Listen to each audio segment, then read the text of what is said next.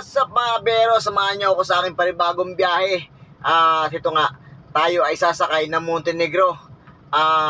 Dito nga sa may port ng Batangas, patungo ng Calapan Port. Ayan. So ito mga bero, mayroon palang 7-Eleven ang barkong ito. At ito nga yung bagong barko ng Montenegro. Alright, so guys, at samahan niyo ako. Tayo nga ay tutungo ng Calapan Oriental Mindoro. At dito tayo ngayon sa may port ng Batangas. Alright, so yun guys, let's go. Alright mga bero, dito ako ngayon sa may Batangas Port. At ako'y sasakay ng barko. Walang iba kundi ang Montenegro. At siyempre, ito ay tutungo sa aming lugar, dito sa may Calapan. At itong bus na to, ang series ay sumasakay dito sa barko na aking sasakyan. At ito nga ang bus na to ay patungo ng Iloilo. At dito nga sa barko ng Montenegro, sila sumasakay. So ito mga bero, at gabi nga ako bumiyahe na patungo sa aming lugar dito sa may Oriental Mindoro. At ito nga ay kami nakapila sa labas bago sumakay sa barko na aming sasakyan. At ito, ang lawak ng parkingan dito sa may Batangas Port. At talagang napakaraming sakyan na patungo dito sa may Oriental at sasakay sa barko na aming sasakyan. Walang iba kundi itong Montenegro. At bago nga ito ay meron pang 7-Eleven. At ito mga bero, ang Supercat na nakatambay ngayon. At dahil ang araw ang kanilang biyahe, hindi sila bumabiyahe ng gabi. Dahil may limit pala ang biyahe nitong Supercat pagdating ng gabi. At yung mga bero ay dahan-dahan na kami pumapasok dito sa may loob ng Montenegro. At napakaganda pala ng kulay nito, white at green pa. At ito nga ay nakalagay, welcome to abroad.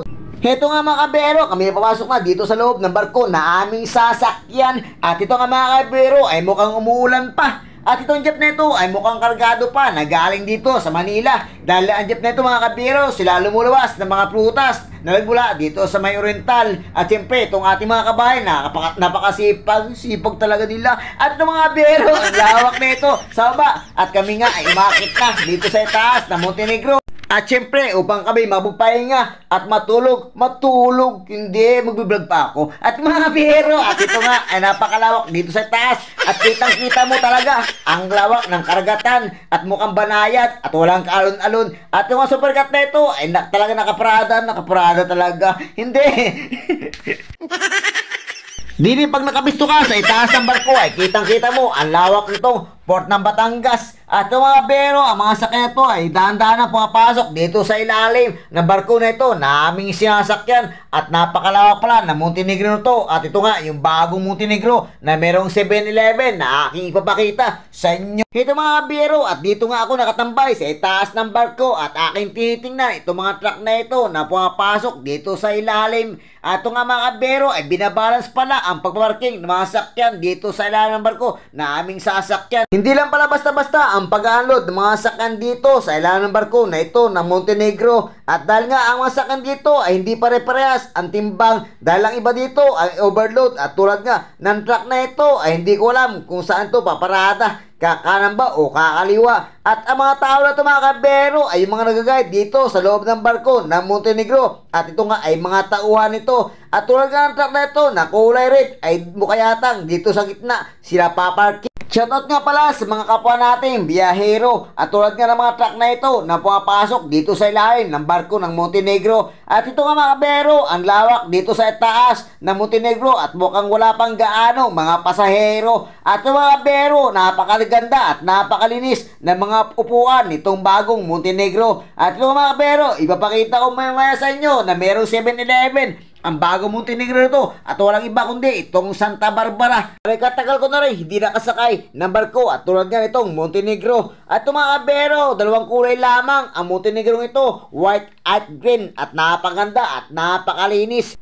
At ito nga mga bero, aking tinitingnan isa-isa ang mga upuan nito. At ito mga bero ay mayroong kanya-kanyang life jacket dito. Kaya kapag ikaw ay alanganin, ay damputin mo na ang life jacket nito upang ikaw ay tumalon sa dagat. Subalit, wag naman. At ito mga bero, at ito nga ang mga upuan nito at wala pang gaano mga katao-tao. at napakalinis. Sa upuan pa lang ay kitang-kita mo napakalinis at ang mga lap jacket ay mukhang bagong-bago pa at hindi pa gamit. Mukhang yatang Uratex pa at plastic ang mga upuan na ito at talagang bagong-bago. At ito mga bero, ang lawak na ito dito sa itaas ng barko ng Montenegro at bagong-bago. At ito mga kibero, yung hagdan na to na aking aakyatin maya-maya lang. At aking muna titingnan itong lawak na ito dito sa pwesto na aking tinitingnan. Ito mga kabero at mayroon na mga pasahero na iilan. At ito nga aking tinitingnan ang mga lugar na ito at tulad nito ng San Rafael na ito. At ito nga ay meron dito mga design San Rafael Cave. Napakaganda. At ito mga bero, yung mga lugar na ito na dapat mong puntahan o yung gusto mong puntahan dito sa lugar na ito ng Oriental Mindoro at meron pa ito Santo Niño. At mga bero, ang design ng Montenegro at ito nga yung logo nila. Napakaganda. At ang mga upuan na to. At ito nga mga bero. At ako'y dahan-dahan akyat dito sa taas. At ito nga yung second floor na aking aakyatan. At titingnan ito mga sakyan na to na dahan-dahan pumapasok dito sa loob ng barko.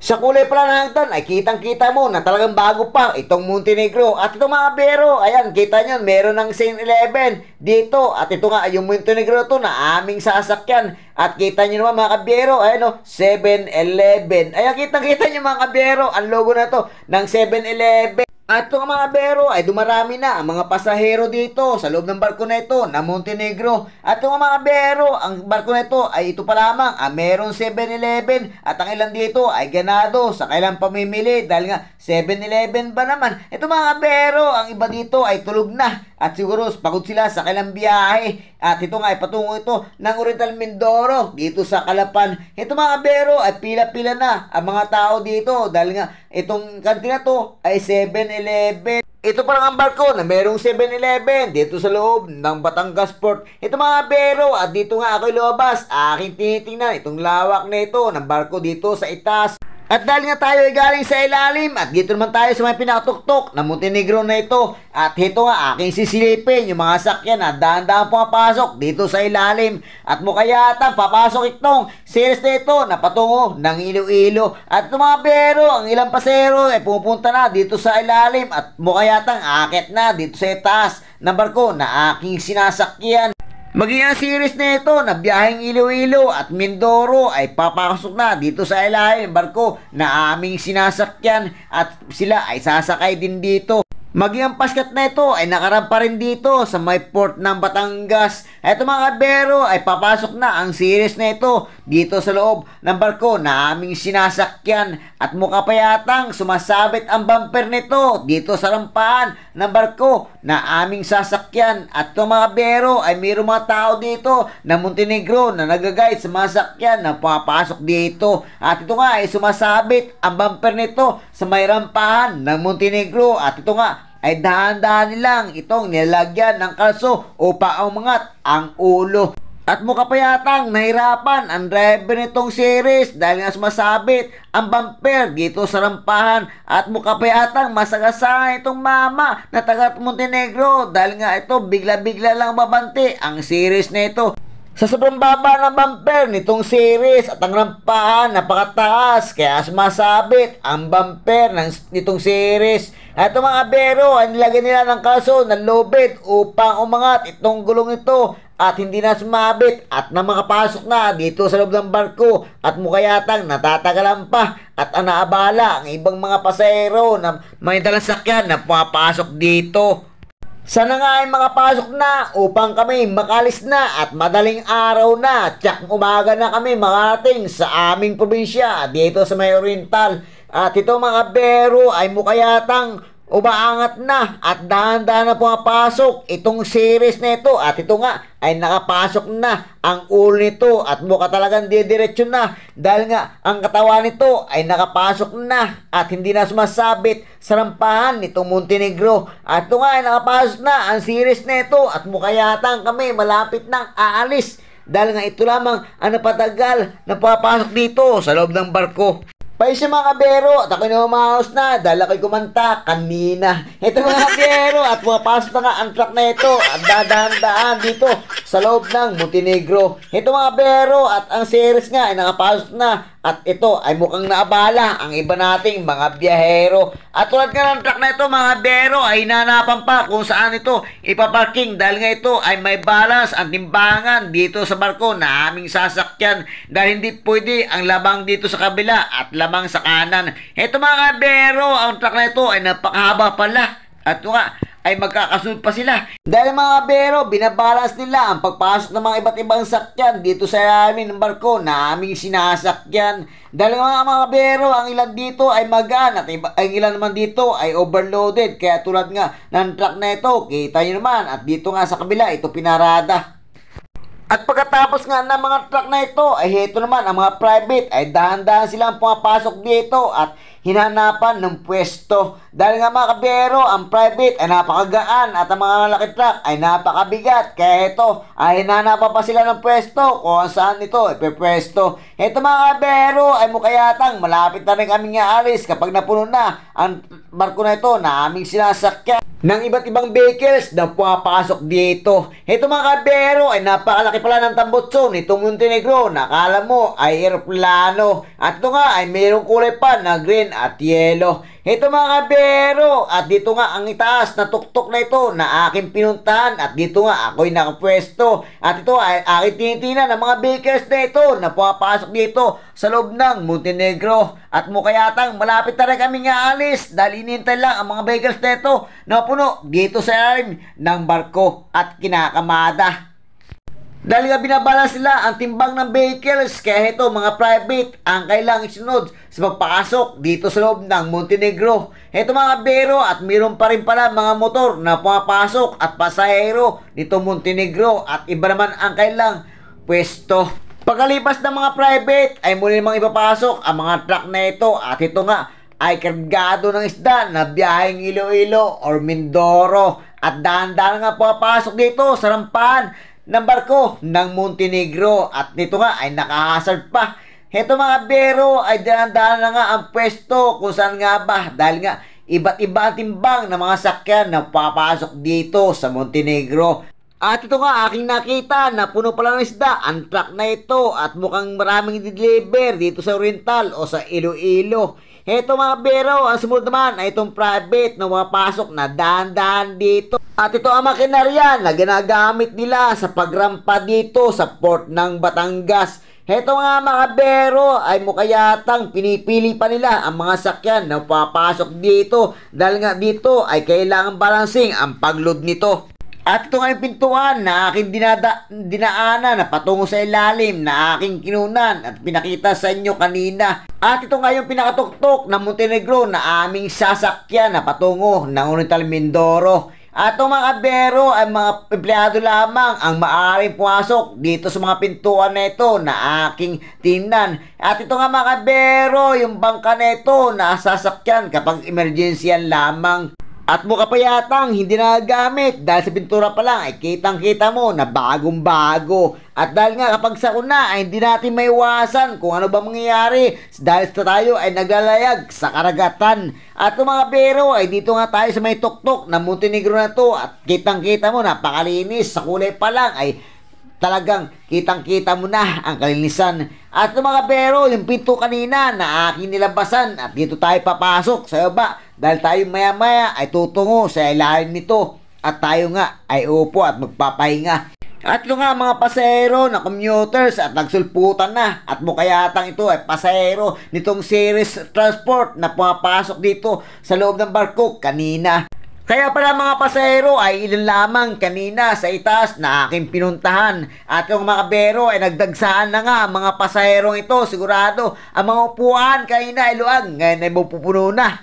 At ang ilan dito sigurado ay stand position na. Eto mga bero, bakit nga ba biglang dumami ang mga pasaherong ito? Siguro ito ay dala ng bus na series na ito na kayo na ay pumasok dito sa loob ng barko na aming sinasakyan. Eto mga bero, akala mo ay parada ang mga taong ito na pumapasok na dahan-dahan dito sa loob ng barko na aking sasakyan. At ang ilan nga ito ay naliligaw pa. Hindi naman kayo mag-overloaded ang barko na ito na aking sasakyan dahil ang mga tao na ito ay dumadagsa at di mapigilan na kayo na ay wala. At ngayon, tingnan mo naman, napakarami na nila. Ito mga kabero ay dahan-dahan na silang pumapasok dito na akala mo ay parada sa may kalsada ang mga tao na ito na dumarami pa. At ito nga ay di mapigilan, kaya itong iba private dito ay sa labas muna at di makapasok ang ilang mga sakyan. Naalala ko tuloy na ako yung maliit pa, kasama ko ng nanay ko sa pagluwas sa Manila at hindi nga ganito kalaki ang barko na aming sinasakyan. At ito nga mga kabiyero ay napakalawak at napakalaki ng Montenegro na to, kaya mga pasahero ay ito ay dumadagsa at marami. Dati-rati ang mga pasahero ng Montenegro ay ilan lamang, pero ngayon ay napakarami na at ito ay nagdagsaan pa. Dahil nga siguro sa Roro na biyaheng Iloilo, kaya ito ay dumarami sila. At ito nga ay hinakot nitong series na papasok dito kanina at hindi ito makapasok dahil sa ang rampahan nito ay sumasabit dito sa bumper ng series na ito na kailangang sinasakyan siguro. Sa nagdagsaan ng mga pasahero, kaya ito mga private ay pinahinto muna, di pinapasok. At pinauna ang mga pasahero na ito na pumapasok dito sa loob ng Montenegro. At pagkalipas ng mga taong dumagsa na pumapasok dito sa loob ng barko, ay ito ang motor muna ang sinunod. At ito nga ay mayroon silang paradahan dito sa bilang gilid. Ito mga biyero, ang private na ito ay sunod na nila. At upang kami makalis na at makauwi na sa aming probinsya dito sa May Oriental, Mindoro. At ang ilang mga biyero dito, ang pasahero ay mga biyahe pang Iloilo. At dito nga, ang kailang probinsya, sila ay tutungo. Ito mga biyero, ang private na ito, at dahan-dahan nga, dahil nga puno na ang ilang paradahan dito. Ngayon ko lang naranasan na maraming pasahero para dito sa Montenegro na aking sinasakyan. Dati-rati ay ilan. Heto mga biyero, ang mga private na ito ay napakarami pa pala na galing dito sa may labasan at pumapasok dito sa rampaan ng Montenegro. At ito nga ay dahan-dahan nilang pinasok dahil ito ay marami na mga private na malaking vehicles na nakapasok dito. Akala ko kami papalis na, ngunit hindi pala dahil meron pang mga pahabol na vehicles at pasahero na pumapasok dito sa loob ng Montenegro. At ito nga ay luwag pa dito sa likuran na rampahan ng mga sakyan at pasahero. At dito naman sa may gilid ay mga motor nilagay dito at hinilira upang di masabitan ng mga malaking vehicles na pumapasok dito. At ito nga ay di mapigilan ng mga vehicles na pumapasok dito. At ito ang mga private na patungong Iloilo, maging ito Mindoro. Kaya nagdagsaan ang mga pasahero at mga vehicles na pumapasok dito sa Montenegro ay dahil hindi lamang taga Oriental Mindoro ang pasahero nito, maging ang taga Iloilo. At mga bero ay dahan-dahan ang pinapasok ang mga private na ito dito sa loob ng Montenegro na aking sinasakyan. At dahil nga mga bero, binabalancing ang pagpasok ng mga private na vehicles maging ang heavy vehicles dito sa loob ng Montenegro. At mga bero, ang sunod naman nila, itong malaking truck na ito, nakargado. At siyempre, pagdating sa bayaran sa barko, ay iba-iba ang presyo nito. Dahil nga ang private ay medyo may kaubahan, di tulad ng mga truck, na tulad ng truck na ito na papasok dito sa rampahan ng Montenegro. At mga bero, ay nakapilan na nga ang ilang mga motor dito sa gilid dahil ito ay tinatalian ng mga tauhan ng mga taga Montenegro. At ito nga, pumapasok na dahan-dahan ang truck na ito na patungo ng Mindoro at Iloilo. At ang mga biyaheng Iloilo, mga kabiyero, hindi lamang dito sa may Batangas Port sila sumasakay. At dahil pagdating naman ng Rojas, ay muli naman silang sasakay na patungo ng Iloilo. Ito mga kabiyero, ang ilang mga pasahero ay hindi pa mabuhasan at talaga nagdadagsaan pa ang ilan. At mukhang itong si ate ay galing pa sa bansa at isang OFW at malaking malita ang kailang dala. At itong chicks na ito mga bero ay napakaputi at talagang mukhang galing pa yata. Wow, napakaputi talaga. Sana all. Ito mga bero at papasok na nga ang truck na ito. At ito ang susunod upang kami makalarga na patungo ng Oriental. At ang mga truck na ito nasa labas, kapag nakapasok sigurado kami ay lalarga na. At ito nga ay inintay lamang dahil nga dito sa looban ay kinakamada ang mga sakyan dito sa ilalim ng Montenegro. At ito nga mga bero ay mukhang rarampa na nga ang truck na ito na kargado pa at patungo yata ng Oriental or sa Iloilo. At ito nga ay talagang dahan-dahang pinapasok nitong driver. Napakagaling ng driver, oh. Talagang suwak na suwak. Itong driver mga kabero ay talagang napakagaling at talagang isang pasukan lamang At ito nga ay dahan-dahan at talaga namang mahusay itong si Kuya na magmaneho. Shoutout nga pala sa mga taga Iloilo, maging itong taga Oriental Mindoro. At syempre, itong mga tauhan ng Montenegro, shoutout sa inyo. Ito mga kabero ay maraming salamat nga pala sa mga sumusuporta dito sa aking page, maging ito sa aking YouTube channel. Di na mapigilan ng ilan sa paglisan sa Perneto dahil nga ang iba ay uwing-uwi na sa kailang tahanan. Ito mga bero, nabuntutan na nga ang mga truck na ito dito sa rampahan at dahil nga utay-utay silang pumapasok dito sa looban ng barko na ito na aking sasakyan. Number 1 ng Montenegro na sinasakyan ng ating mga kapwa biyahero dahil nga sa bago na at mabilis pa at syempre may 7-Eleven pa. Wow, 7-Eleven, sana all. Ito nga mga kabiyero ay pumapasok na ang mga truck na ito dito sa ilalim ng Montenegro at hindi nga alam kung saan ito papasok, sa kanan nga ba, sa gitna nga ba, o sa kaliwa. Dahil mga kabiyero, ang pagpasok ng mga sakyan ay binabalancing dito, maging ang mga private at maging ang mga malaking truck na papasok. Ito mga kabero ay isa na lang, last na nga ang papasok dito sa loob ng barko na aming sasakyan upang kami makalarga na at makauwi na sa aming tahanan. At ito nga aming lisanin ay madaling araw na itong port ng Batangas. At tulad nga ng truck na ito na aking nakita ay puno pa at kargado na marami at iba't ibang uri ng isda. Maging ang isda pala ay niluwas na patungo ng Oriental na galing Manila at ito nga ang truck na ito ay punong-puno pa. At ito nga mga bero ay malapit na kaming umalis at magpaalam dito sa port ng Batangas at aming lilisanin na kami tutungo sa aming lugar dito sa mga Oriental at maging ang ilan dito ay tutungo sa kailang probinsya sa may Iloilo. At pagsapit sa port ng Ruas ay muli silang sasakay na patungo sa lugar nila sa Iloilo. At itong mga bero ay napakabanayad palang karagatan at sigurado ay hindi gaanong maalon dito sa aming pupuntahan. At itong mga bero ay nakaredy na itong tauhan ng Montenegro upang kami iaalis na at itataas na ang rampahan na ito. Paalam Port Batangas at muli ka naming sisilayan kapag kami ay pabalik na ng Manila. At ito nga mga bero ay nakaredy na itong tauhan ng taga Montenegro upang iangat na itong rampahan ng barko. At ito nga mga bero ay ginamitan na ng kailang makinarya upang hindi sila mahirapan pa. At ito nga ay dahan-dahan ng umangat itong rampahan ng barko upang kami makalis na at lilisan dito sa port ng Batangas. At ito nga mga bero ay dalawa palang makinarya, sa kanan at sa kaliwa ay mayroon sila. At ito nga aming lalakbay na ang karagatan na patungo ng Kalapan dito sa may Oriental. At ito at dahan-dahan na umangat itong rampahan itong barko at ginamitan ng makinarya nitong Montenegro. At ito mga bero at papaalam na kami dito sa may port ng Batangas at aming lilisanin muna at muli na aming babalikan sa ibang araw. Isang linggo lamang ang aking bakasyon dito sa aming bayan sa may Oriental at sigurado Manila, mamimiss kita. At yung mga bero ay dahan-dahan ang umangat itong rampahan at dahan-dahan na kaming lumilisan dito sa port ng Batangas at muli kong babalikan sa ibang araw. At sarado nga ang andam nyo kung tawagin sa amin sa Mindoro. At ito ay kami alis na at ito nga ay hatawin na sigurado ng piloto.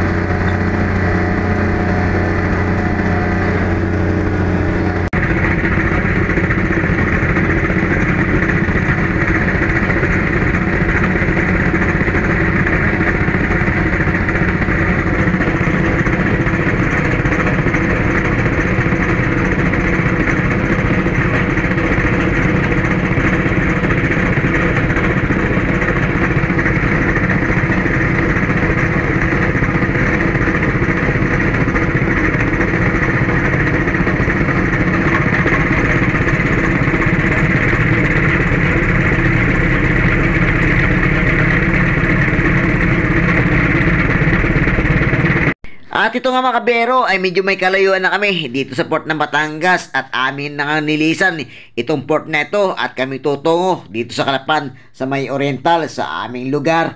At ito mga bero, kami makarating na rin sa wakas sa aming tahanan at upang makita namin at masilayan ang aming mga magulang at aming mga anaki. Siya nga pala mga kabero, pahinsya na kayo kung bakit biyahe ko ang aking pagsalita sa bidyong ito na aking ginawa at sana'y magustuhan nyo mga kabero. At maraming nga pala salamat sa inyong patuloy na pagsuporta sa aking FB page, maging ito sa aking YouTube channel.